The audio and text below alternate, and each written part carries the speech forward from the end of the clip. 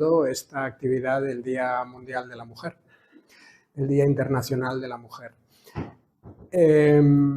La verdad es que es una fecha que nos gusta todos los meses de marzo aportar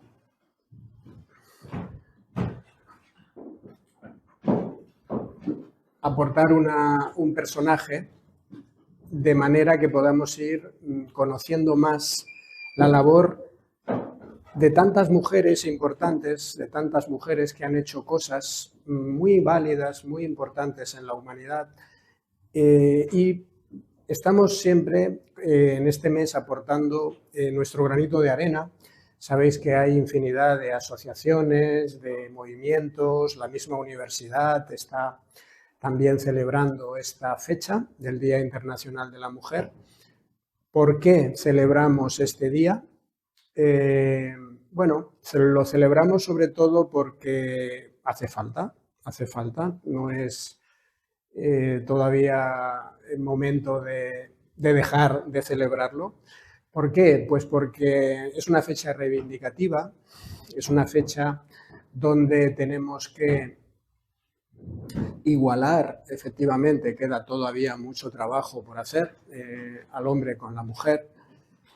No tanto, fijaros, en Occidente, porque las cosas, la balanza se va equilibrando, aunque faltan todavía cosas por hacer, lógicamente, en Occidente también. Pero luego fuera de Occidente, pues la situación es mucho peor. Niñas que son obligadas a casarse, mujeres que no tienen acceso a la educación, que incluso no pueden sacarse el carnet de conducir. Realmente pues, hay muchos países donde la mujer está prácticamente esclavizada, ¿no? Y esto pues, es una injusticia y no se puede consentir. Y entonces hay que seguir trabajando en esta línea.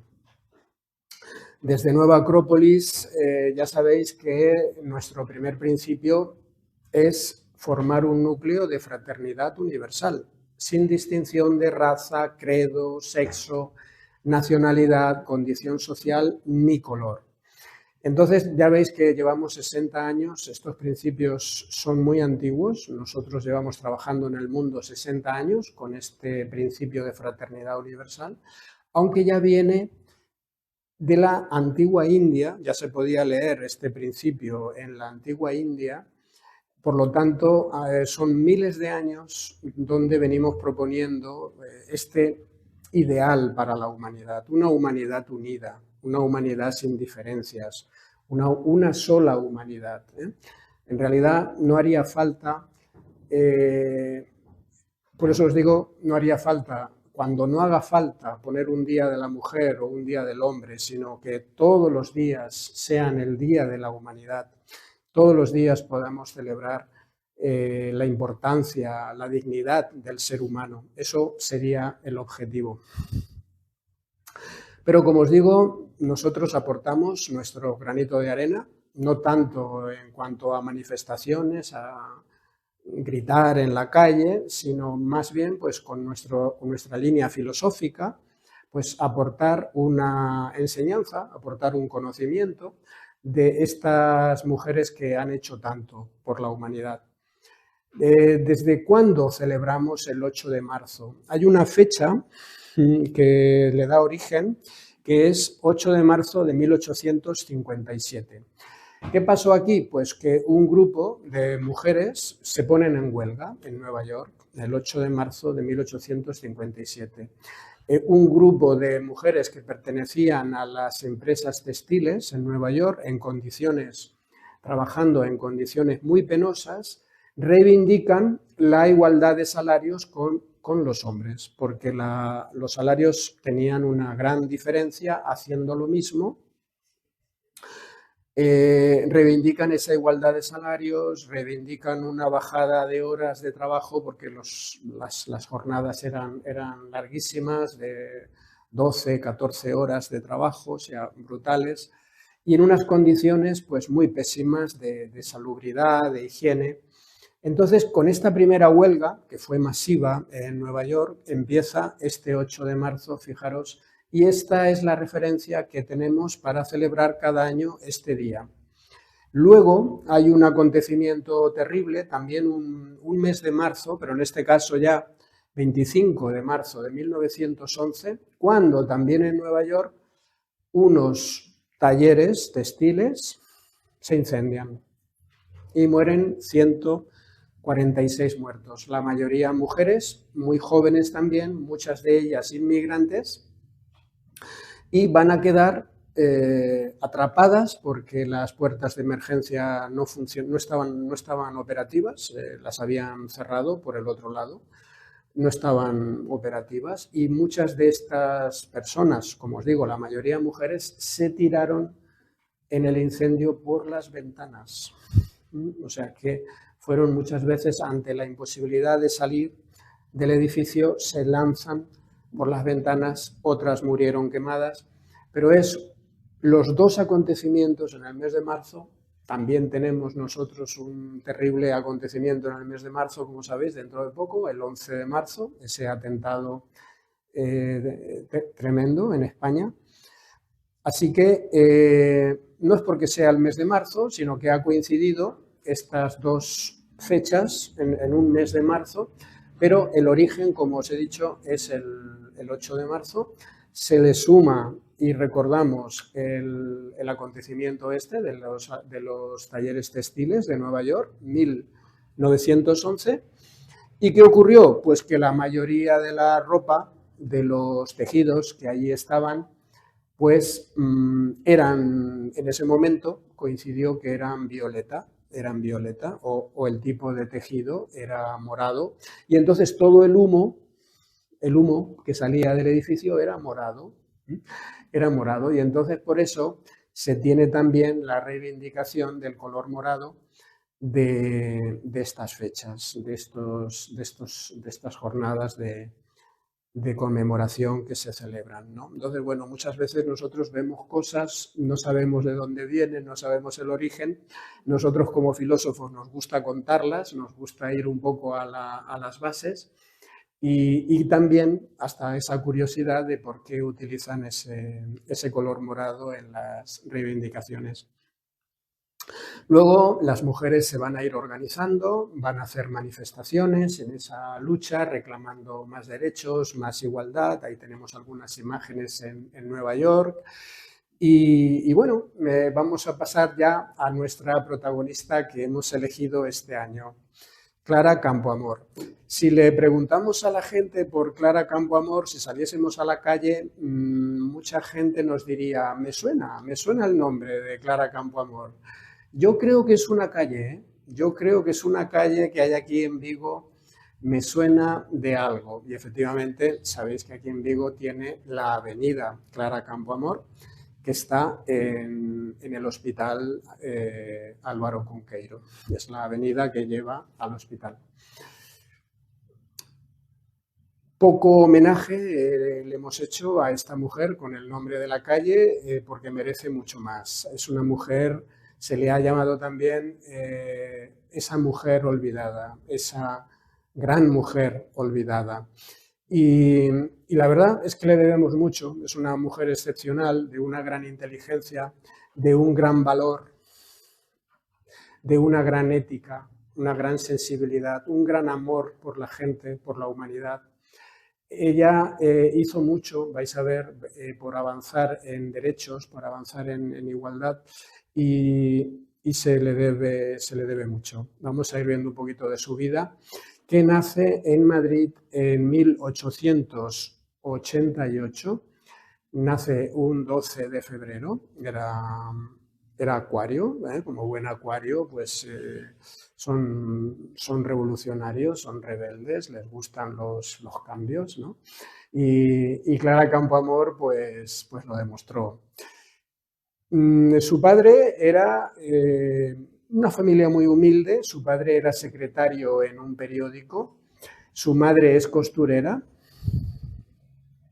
y Clara Campoamor, pues se puede decir que mamó el ambiente de el ambiente republicano ya desde su casa, porque su padre pues era un enamorado de la República y claro, incluso le decía a sus hijos que no eran los Reyes Magos los que traían los juguetes, que era la República. Una señora muy guapa, muy joven y muy bella que traía los juguetes a los niños. Y entonces cuando le preguntaban los compañeros, los amigos, ¿pero dónde está esa república? ¿Por qué no sale en la cabalgata con todos los demás? Y dice, ya saldrá, no te preocupes, ya saldrá. A su tiempo llegará, a su tiempo vendrá. Y efectivamente, Clara pues recibe esta influencia republicana de su padre y tiene ese ideal republicano de objetivo en la vida, o sea, con una serie de valores, una serie de virtudes, como un mundo más justo, un mundo más equilibrado, un mundo más, se podría decir, más igualitario, que vendría con la República, ese es el ideal. Y entonces ella va a moverse en ese ambiente. En principio está estudiando, pero muere su padre y ella va a tener que ponerse a trabajar pronto también. Es de una gran inteligencia, va a aprender enseguida taquigrafía y mecanografía. Ella, aquí tenemos a la República, efectivamente, esta es la República. Como os digo, ella va a empezar a trabajar muy joven, también ayudando a su madre en el taller de costura.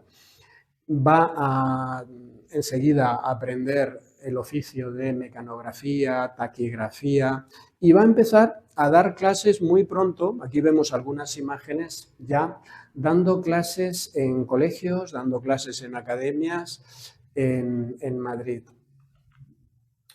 Así que ella va a seguir trabajando.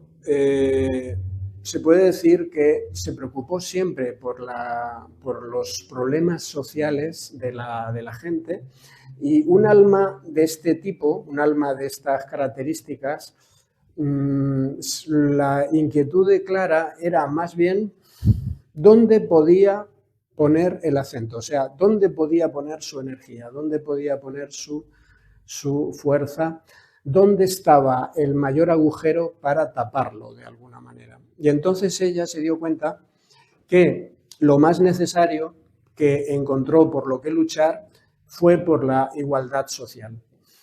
Ella vio desde muy pequeña las desigualdades y la injusticia que se vivía entre hombres y mujeres en España en ese momento. Prácticamente Clara se da cuenta que la mujer tiene más derechos cuando está soltera que cuando se casa. Cuando se casa, en esa época, la mujer prácticamente está destinada a la esclavitud.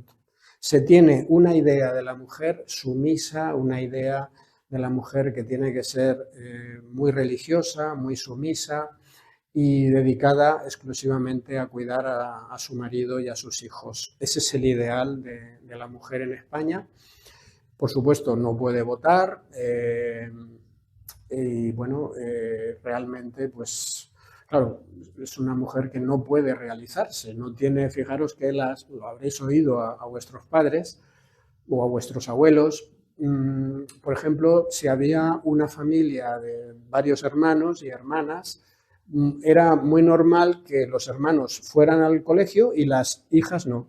Las hijas no fueran. Las hijas pues aprendían las labores de la casa o si eran de familias humildes se tenían que poner a servir en otras casas, pero la educación para ellas pues era de pues prácticamente pues lo que podían aprender en la casa familiar.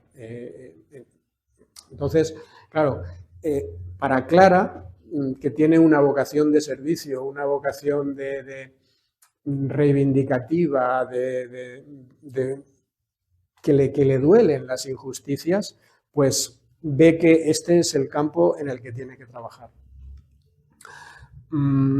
Fijaros que ella no habla tanto de feminismo, sí habla de feminismo, ahora se la está tratando de, como se suele pasar con el tiempo, vamos a tratar de ser lo más objetivos posible con ella, porque la izquierda, por ejemplo, de nuestro país, pues la reivindica mucho a Clara Campoamor ahora.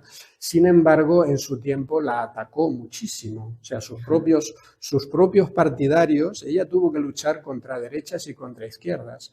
Y ella se reconoce, mirar más allá de izquierdas y de derechas, ella se reconoce humanista, ella se reconoce, a ella lo que le interesa es el ser humano más allá de sus posturas políticas, aunque momentáneamente ella tuvo que militar en un partido para ser diputada.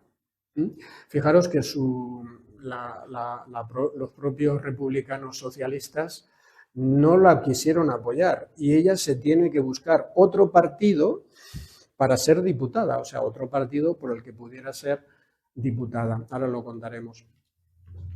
Entonces, ella fue humanista antes que feminista y ciudadana antes que mujer. O sea, a ella le interesa el ser humano y pone el acento en la mujer porque ve que es donde más hace falta.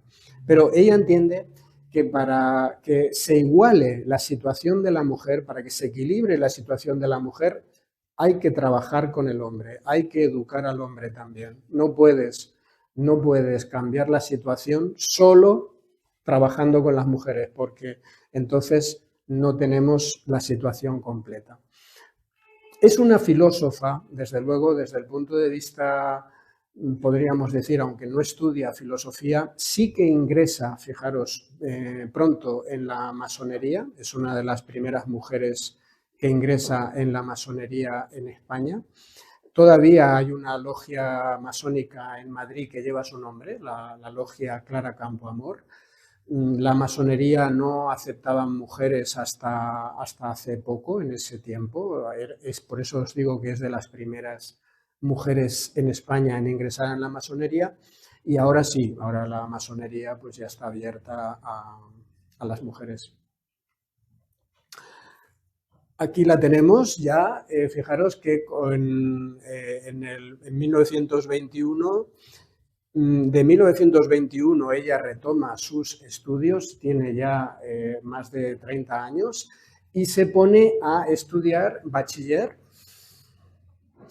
y en 3 años acaba el bachiller y la carrera de Derecho. ¿Os dais cuenta? O sea, se pasa de una mecanógrafa taquígrafa a una bachiller y licenciada en Derecho, monta su primera despacho en menos de 3 años, se ha convertido, como dijo algún político en ese momento, de una mecanógrafa en una bachiller y jurista.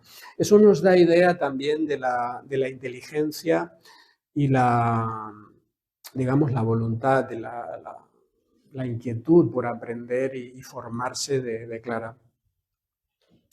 Forma también parte de varias ligas universitarias femeninas, van trabajando, son asociaciones que ella ayuda, una vez ya es abogada, ayuda en la legalización de las asociaciones universitarias y la Liga Femenina Española de la Paz.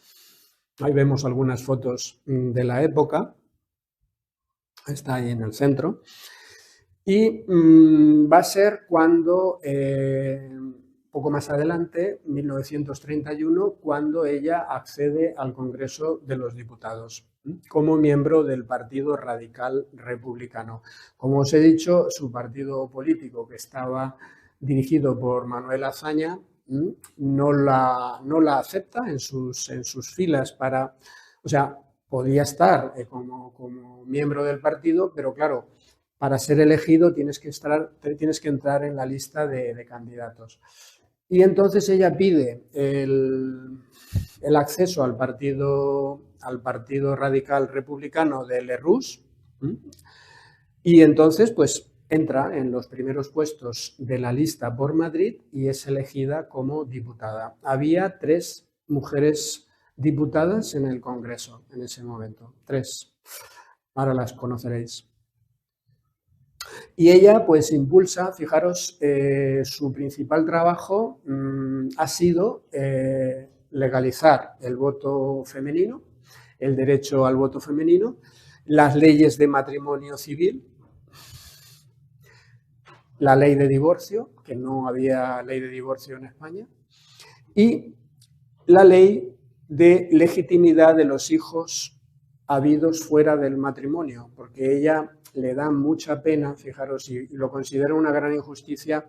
Dice, los hijos nacidos fuera del matrimonio no tienen por qué pagar el pecado, entre comillas, de sus padres, porque eran considerados, claro, eran considerados como ciudadanos de segunda, eran muy marginados estos hijos, los hijos de madres solteras, pues ahí los veis, pues muy marginados, ¿no? Muchas veces estas mujeres, para no afrontar esta vergüenza social, muchas veces los tenían que dejar en hospicios, en iglesias, en lugares, pues, bueno, se habla de, bueno, cuando se habla, fijaros, hay apellidos que todavía están,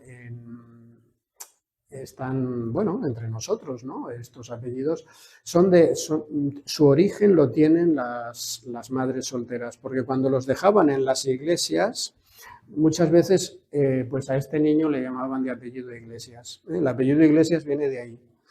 El apellido Expósito también viene de ahí. O sea, los de Dios, el apellido Dios, aquí en Galicia hay algunos, yo tengo un compañero de trabajo, José Manuel Dios, es un apellido de un origen expósito, es un origen de alguien que quedó expuesto en estos lugares, ¿no? Y era un gran dolor para las madres y luego estos hijos abrirse caminos. Entonces ella dice que el Estado tiene que darles unos apellidos, tiene que darles una formación, tiene que tratarlos igual que los hijos con padres. Estuvo trabajando mucho con eso. Y la ley de divorcio, ahora veréis un poquito la ley de divorcio. Yo me he pasado alguna imagen, bueno, ahora lo veremos. Una imagen de ella también cuando dice, estoy tan alejada del fascismo como del comunismo, soy liberal. ¿Veis? Esta era un poquito su mentalidad, o sea, no era comunista como se la quieren hacer muchas veces llevar a su terreno, está alejada del fascismo también y ella trata de mantener ese punto de equilibrio, de armonía. Le interesa el ser humano. Y esto está en su libro La Revolución Española vista por una republicana. Esta es la ley del divorcio. Vamos a ver una opinión suya sobre esta ley del divorcio. ¿Qué nos decía? Hay una profunda ternura en establecer el divorcio en España, porque no hay matrimonios deliciosos, y es insensato querer condenar a la indisolubilidad del vínculo cuando no hay manera de que se soporten dos en la vida.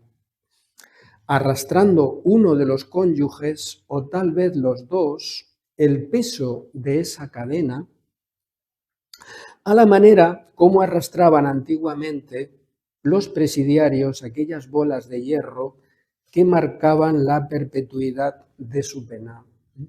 O sea, que es antinatural, por más de que se haya hecho un matrimonio eclesiástico, fue también muy atacada por esta iglesia, efectivamente, puesto que ella decía, sí, se ha creado un vínculo, pero si no funciona, eso no se puede mantener. ¿Cómo vas a tener a la gente sufriendo y llevar esa bola de hierro como si fuera un presidiario? O sea, eso de que hasta la muerte os separe es terrible, ¿me entendéis? Entonces, se mantenían, ¿sabéis cómo era esto? Lo habéis escuchado seguramente a vuestras abuelas. Ahora se habla mucho de maltrato, ¿verdad? No es que el maltrato sea a lo mejor mayor que en ese tiempo, ¿me entendéis? Sino que la mujer no hablaba, que la mujer se lo callaba, la mujer lo vivía en silencio. pero claro que se sabía las mujeres que eran maltratadas y que eran golpeadas, ¿entendéis? O sea, claro que sí, no es que haya más, ahora se difunde más, es muy posible que haya mucho menos ahora que antes, porque aquellas mujeres ya se daban por condenadas en vida, o sea, sabían que tenían que aguantar, si te había tocado un buen marido, pues mejor, y si te había tocado un mal marido, pues te aguantabas, ¿eh? Era terrible, la situación era esa. Entonces, claro, a Clara todo eso le duele mucho toda esa situación y ve que es incomprensible. Ella, de hecho, no se casó, no quiso someterse a ese, a ese trámite y ni a ese vínculo. Bien, vamos viendo un poquito esta ley del divorcio. Aparece en 1932 esta ley de divorcio. Bueno, hay algunas imágenes de la época. Fijaros que el cine se hizo eco de esta nueva situación, ¿no? Con esta película, Rosita La Casa, era la protagonista, en Madrid se divorcia, películas ya del momento. Y también lucha contra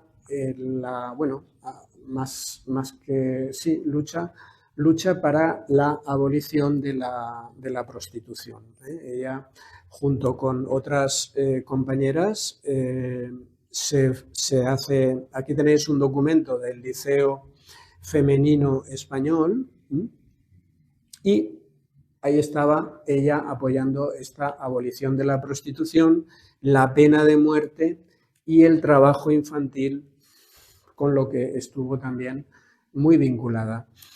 Como os digo, los niños muchas veces sin ir al colegio, pues se ponían a trabajar, hacía falta, eran momentos muy duros. Esto era previo a la guerra civil y después de la guerra civil, pues sabéis que la situación también fue muy dura. Entonces ya veis que son situaciones que siguen vigentes. O sea, no es que esto se haya cumplido, se haya realizado. O sea, podemos decir que los sueños de Clara Campoamor y los ideales siguen abiertos. Cada uno de nosotros podemos apoyarlos y podemos darles nuestro reconocimiento, ¿no? Ahí la veis ya reclamando este voto femenino. Vamos a decir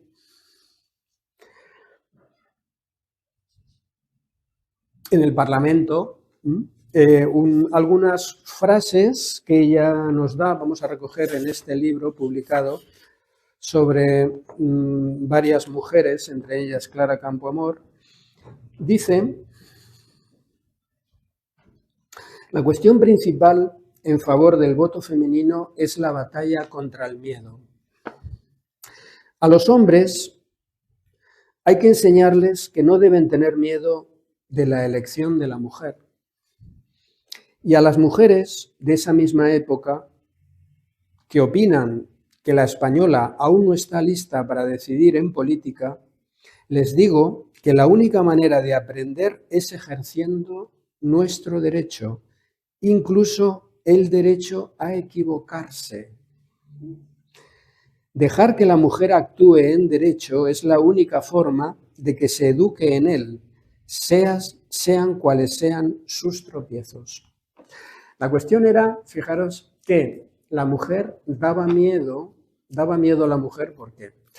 Pues ¿por qué no se permitía el voto a la mujer? Porque no se la consideraba capacitada para votar. ¿Por qué? Porque los opositores, incluso los mismos socialistas que estaban en contra de Clara Campoamor, como os he dicho, ella tuvo que cambiar de partido para ser diputada, la mayoría del Parlamento estaba en contra. Ella tuvo que ir convenciéndolos. ¿Por qué? Porque decían que la mujer, si se le permitía el voto, votaría como su marido. No tenía capacidad de elegir, porque la mujer, siendo tan sumisa, pues votaría lo que dijera el marido o lo que dijera el padre, ¿entendéis? o bien lo que dijera la Iglesia. Entonces, claro, la mujer estaba muy sujeta a ese poder eclesiástico. Si no era de misa diaria, la mujer tenía, si quería estar bien vista, bien reconocida, tenía que estar en la iglesia, tenía que asistir regularmente a la iglesia y recibía, claro, lógicamente, las consignas o la información que le dieran los sacerdotes, ¿no? Entonces, claro, esto preocupaba mucho a los parlamentarios porque va a decir, claro, sobre todo a la izquierda, si le damos el voto a la mujer, van a ganar las derechas. Van a ganar las derechas y va a ser un desastre, por lo tanto, que no voten.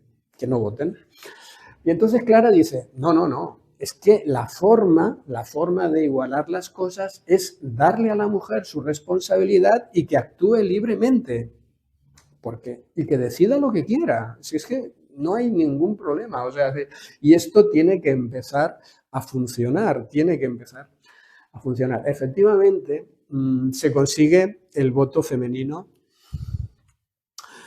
en el 1931, se consigue el voto femenino y en el 1933 ya se producen las primeras elecciones donde ganan las derechas. Y esto, claro, ¿ves? Confirmó la opinión de todos estos diputados, de toda esta gente. ¿Ves lo que ha pasado por darles el voto femenino, por permitir el voto femenino? Han ganado las derechas. Y entonces, claro, Clara fue muy atacada, muy criticada, efectivamente, pero en 1934 se repitió, hubo nuevamente elecciones, eran tiempos muy revueltos. Fijaros que está a punto de surgir la guerra civil. Había un clima muy alterado en España y en 1934 ganan las izquierdas otra vez, pero las siguieron criticando. Con lo cual, Clara dice, aquí no es cuestión política, es una cuestión de cultura, es una cuestión de educación y lo que tenemos que trabajar es cambiar la mentalidad de los españoles, del pueblo español. Incluso, fijaros cómo estaba la situación que estas dos diputadas, Clara Kent y Victoria Kent y Margarita Nelken, eran las tres diputadas, Clara Campoamor, Margarita Nelken y Victoria Kent, están también de diputadas y resulta que ellas se oponen al voto de la mujer. Clara Kent y Margarita Nelken se oponen al voto de la mujer precisamente por eso, porque dicen, la mujer no está preparada, no entiende de política, no está educada, no está formada, hay que esperar, pero dice Clara, no hay que esperar, porque la forma de educarse en política es practicando, es justamente viviendo esas situaciones y que decida y que luego pueda corregir con su voto si quiere lo que quiera, pero hay que darle la misma oportunidad. Y finalmente va a ser aprobado ese derecho al voto, no por muchos votos de diferencia, pero sí que hubo mayoría. Aquí la veis con un grupo de parlamentarios del Congreso. Aquí tenemos a Clara, Margarita y Victoria Kent. Sigue hablando Clara cuando nos dice, le llama mucho la atención todo esto del feminismo a ella, ¿no? Dice, cuando un hombre defiende sus derechos, no se le llama hominista. ¿Por qué si a una mujer defiende sus derechos y desea realizarse plenamente en todas sus posibilidades que le son naturales, ha de llamarse feminista? O sea, pues si no, solo existe el feminismo, o sea, fijaros que es como una incongruencia, ¿verdad? Para Clara, tanto hombres como mujeres estamos hechas, fijaros qué filosófico es esto, qué interesante. Tanto hombres como mujeres estamos hechos de mitades de varón y hembra. Esto es taoísta perfectamente. La semana que viene que vamos a ver a Lao Tse, es maravilloso, ¿no? La postura. Porque, claro, dice Clara, a los diputados que alegan que la mujer es inconsciente, ella les recuerda que dentro del hombre vive también la mujer. Votan y eligen ustedes, pues, también con su parte inconsciente. Porque una parte, no hay hombres netos y mujeres netas. Esto que explica, lo decíamos el otro día en la charla del Kybalión, efectivamente hay una polaridad en todos nosotros. El hombre tiene algo de mujer y la mujer tiene algo de hombre. Por lo tanto, lo que dice Clara es muy interesante. También ustedes, que son hombres, tienen una parte de mujer, por lo tanto inconsciente, y su voto también es inconsciente. O sea, de manera muy culta, de manera muy educada y muy correcta, porque ella mantiene, no hay odio en Clara, eso es lo bueno que tiene, o sea, no hay odio, no hay rencor, es una mujer muy limpia, podemos decir, muy equilibrada, y a pesar del sufrimiento que recibe y de los ataques, no responde de la misma manera.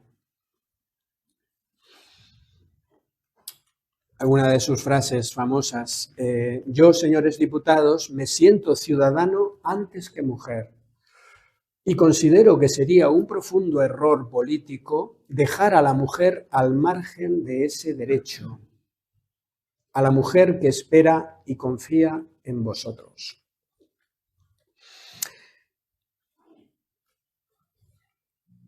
Aquí tenéis la batalla dialéctica de los periódicos de la época con Victoria Kent, ¿no? Las dos señoritas, el duelo de anoche entre doña Victoria Kent y doña Clara Campoamor.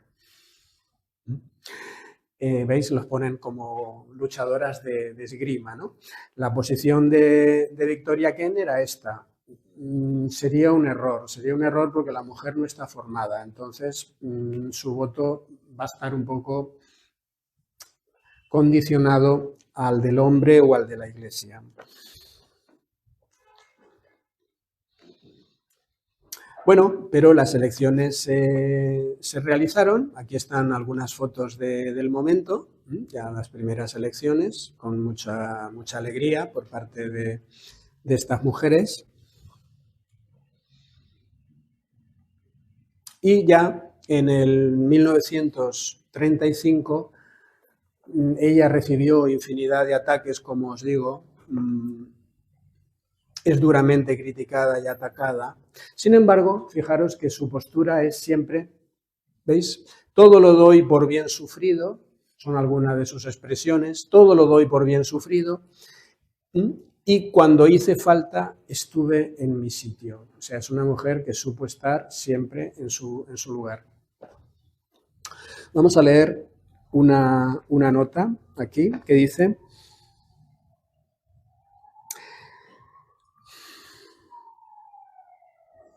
siempre pensó que para que España cambiara era básico destruir el desprecio ideológico del hombre por la mujer,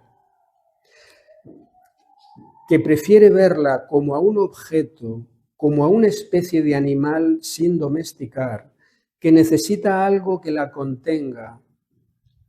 Como le dijo un diputado a Clara una vez, es bueno que la mujer tenga el freno de la Iglesia. ¿Ves? O sea, esta era la mentalidad de la época. Una especie de objeto, una especie de animal sin domesticar, que necesita algo que la contenga. Y fijaros qué incongruencia, qué hipocresía, ¿veis? En ese momento es lo que le duele a Clara sobre todo, ¿no? Lo más doloroso para Clara era la separación que existía en la mente del hombre en ese momento. Eran tiempos de una nueva república. El hombre proclamaba sus derechos. La modernidad se levantaba ante el orden del patriarcado de las derechas, de la cultura clerical. Había todo un ambiente de renovación.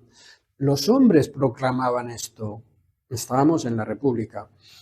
Y seguía enviando a sus hijos al colegio católico y en casa le era cómodo tener a una mujer obediente, sumisa, creyente y devota. ¿Veis? O sea, esto es la hipocresía del momento. O sea, sí, revolución, nuevos derechos, modernidad, pero la mujer en casa, ¿eh? La mujer en casa, obediente, sumisa, y los hijos al colegio eclesiástico. O sea, ¿qué estamos haciendo? O sea, ¿qué cambio es ese? ¿Ves? Es lo que a Clara le llamaba la atención y por lo que luchaba, y todo esto eran sus encendidos discursos en el colegio, en el Parlamento.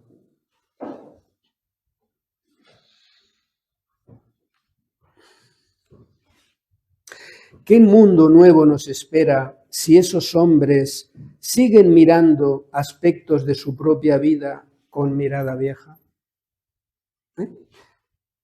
¿Qué mundo nuevo nos espera si esos hombres siguen mirando aspectos de su propia vida con mirada vieja? O sea que estaba ahí el problema. Este es uno de su primer libro, fijaros, está reeditándose, hay bastantes ventas de este libro, se están volviendo a leer bastante las obras de Clara Campoamor. El voto femenino y yo, mi pecado mortal. Porque mi pecado mortal, porque evidentemente fue muy atacada. Tan atacada que cuando surge la guerra civil, pues ella tiene que exiliarse. Primeramente se traslada a Suiza, a Lausanne. Allí tenía amistades. Se traslada a Suiza y luego también se trasladó a Argentina, a Buenos Aires. Pasó bastantes años. Clara ya no pudo volver a España. En 1940, terminada la guerra civil, ella vuelve a España de incógnito y entonces hizo unas gestiones para ver cómo podría volver, cómo podría quedarse en España. Y en ese momento le proponen que para quedarse, como había estado en la masonería, ella tendría que delatar a sus compañeros de logia.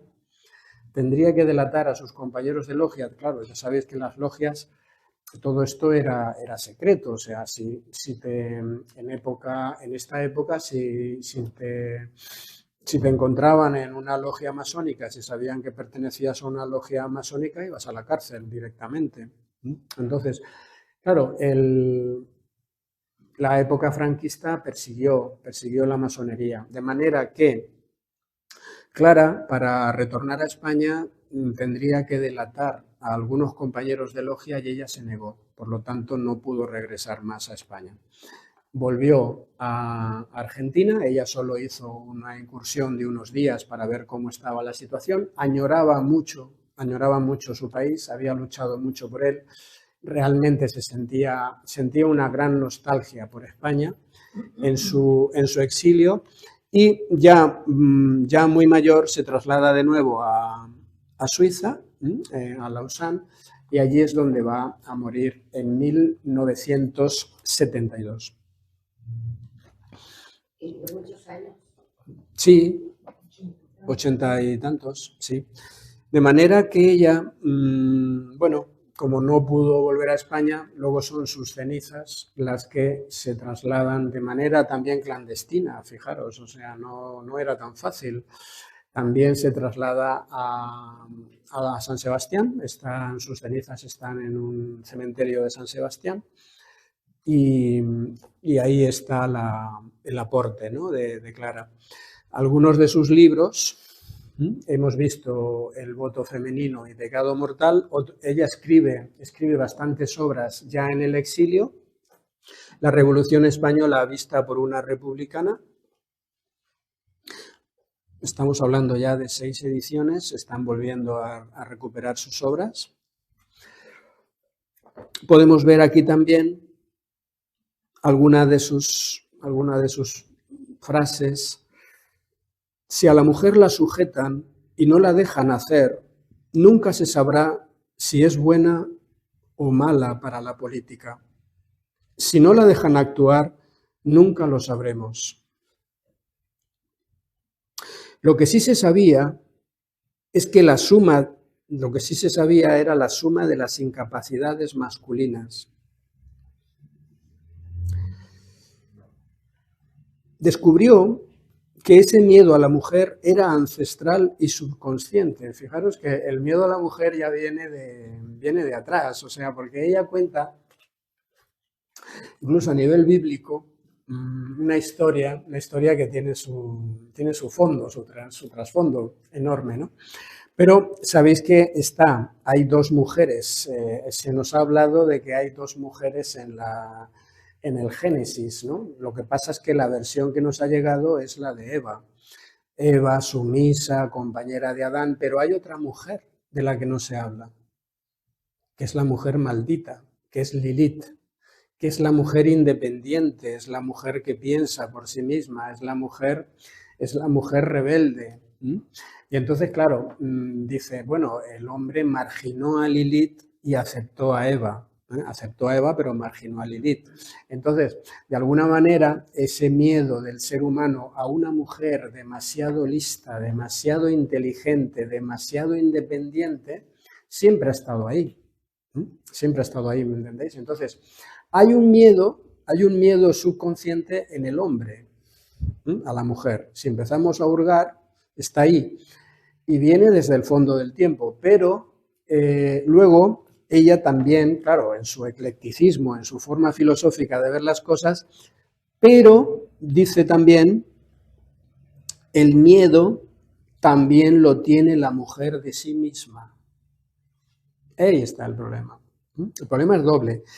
Y Clara interpretó y explicó esto sin condenarla, sin condenar a la mujer. ¿Y qué dice? No puede ser de otro modo con la mujer. O sea, no puede ser de otro modo que se comporte como se comporta. Es que lo ve con lógica, es natural, dice Clara, es natural que la mujer se comporte así, relegada a las menudencias del hogar, a las mezquindades del parloteo, a las pequeñeces de la existencia. No puede aportar al principio sino toda esa mezquindad a la que se la redujo. Se le dio educación de esclava. Educación de esclava asoma tras sus primeras manifestaciones libres.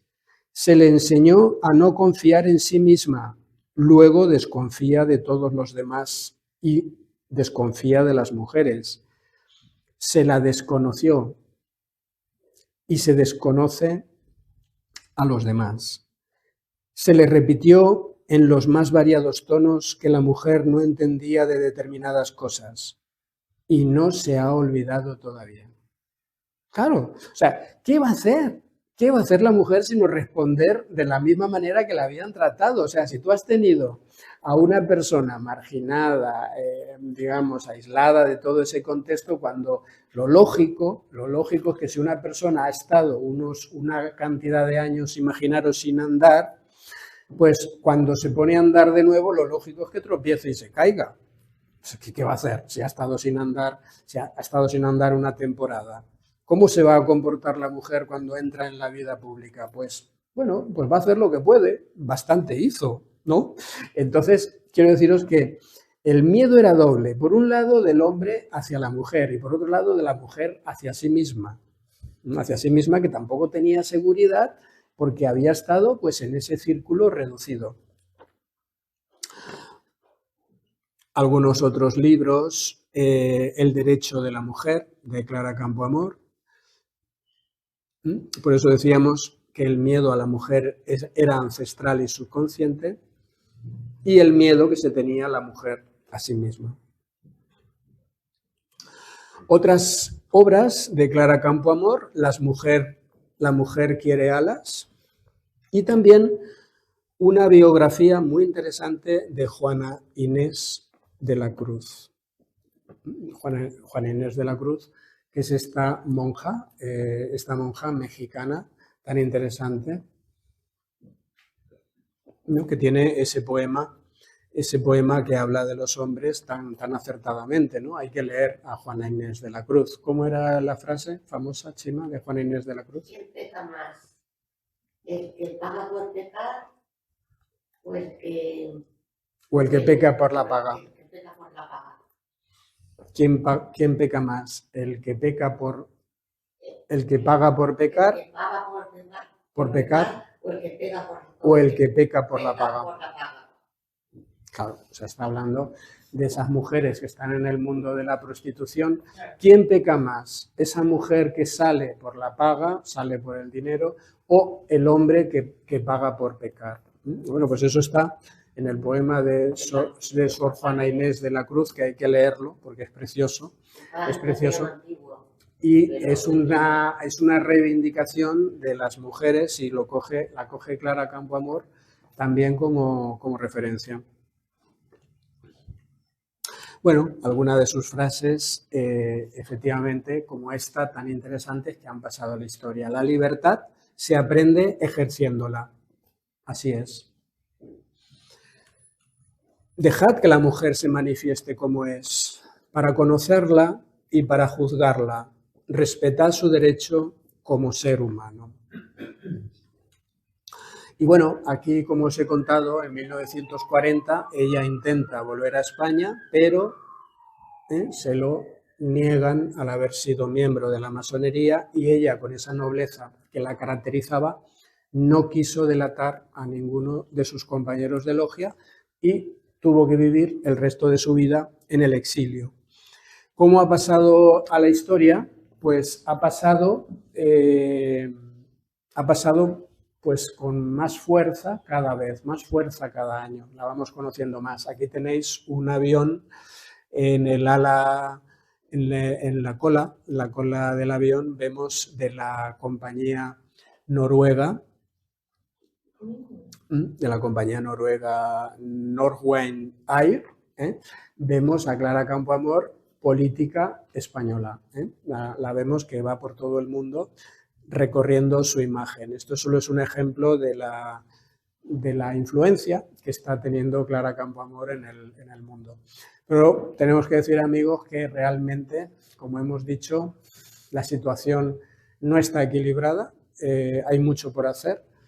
Podemos decir que los sueños de Clara Campoamor siguen vigentes, no podemos tirar la toalla, hasta que el último de los seres humanos esté en paz, esté en equilibrio, esté en armonía, hasta que podamos encontrarnos hombres y mujeres sin pelearnos, porque también tendríamos que rechazar esa postura de enfrentamiento en la que muchas veces nos quieren sumir.